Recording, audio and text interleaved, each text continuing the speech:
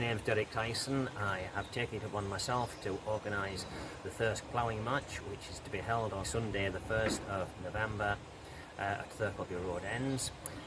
We're trying to raise as much money as possible for the Yorkshire Air Ambulance, and we're also trying to have a fun day out for all the ploughmen.